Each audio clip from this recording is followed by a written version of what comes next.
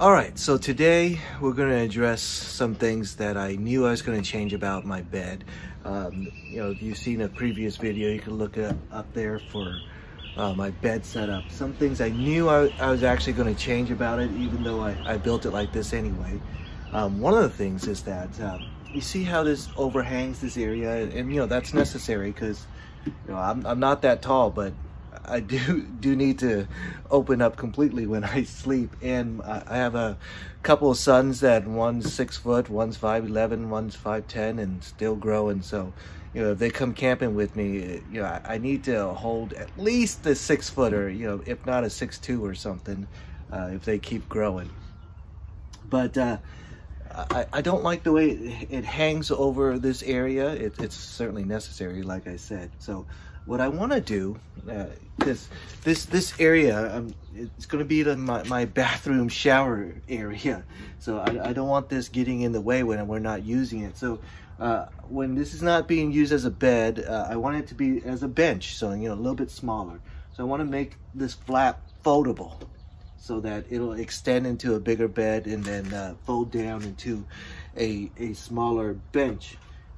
And so that's one of the improvements I want to make, and that'll give me a larger access area for my downstairs portion of my mini camper. This is where the bathroom's going to be, where yes, I'm going to have a bath, a shower bath, and where I could use something to relieve myself. Anyways, and there's some few other improvements I want to make, and I'll show you what I'm talking about. So I'm gonna pull out all this bed and make some modifications. And one of the modifications I want to make, if you remember, I made some storage area right here, and what I may consider is just closing off this storage to make it a little bit cleaner. I haven't decided on that yet, but one thing I do want to do, see this big storage area I have in here, if you look inside, it's closed, and I want to make it accessible from the inside. And I'll show you. From this side, I want to cut out a hole so that I could access whatever I stored underneath there. So the way I have it right now, I can only get to things if I stop the car, get out, open that door, and I really can't get to it from the inside.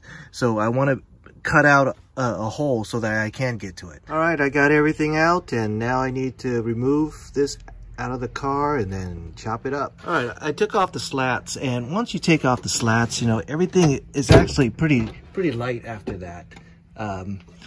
Put that down. And the nice thing about that is that if you really needed to,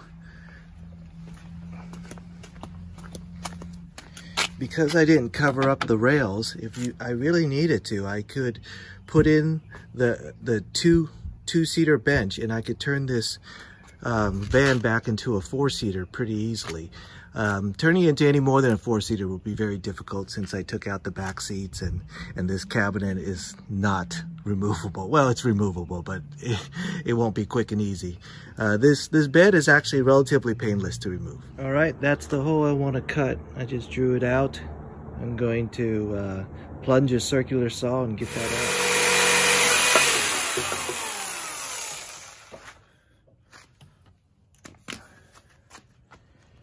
All right, now I could get to things on the other side. Over on this side, this is where it starts to go over the ledge, so that's what I'm going to cut off. I got that separated. Now I'm going to find out how I'm going to make this strong and then make that foldable extension. All right, so I got the frame back in, and one thing I noticed is that there's a little gap here, and I'm probably wasting this space. I want to use it for storage again. So what I'm going to do is I'm going to move this bar out and then bring it back in somewhere around over here. And that way, when I store stuff right here, I have probably 3 inches more if I do that. So that's what I'm going to do too while the bed's all apart. All right, so there's that compartment I made. This wall I put in, it's just flooring. Just added that extra wall. So I pushed it back a little bit to give me a little bit more space. Now I'm going to put the slats back in. Before I put the slats back in, here's a look at what it looks like with my storage case. So it basically fits the storage case perfectly. Now there's really no room for error. And if you have a sharp eye, you'll see that I did improve on the flooring a little bit. So I made it a little bit prettier. There's no gaps now. So what I want to do is I want to put these this foldable table bracket, and I'm going to put it right here so that I can open and close this extension so that it could be in a shorter bench mode or a full bed mode. All right, I replaced a couple of slats that were a little warped. This is like outdoor fencing, so it wasn't really straight, so I just put in some new pieces. But if you notice, there's a grade to the bed, and that's because the floor itself is not level. So the bed frame is made level to the floor, but since there's a grade to it, I had to compensate for that.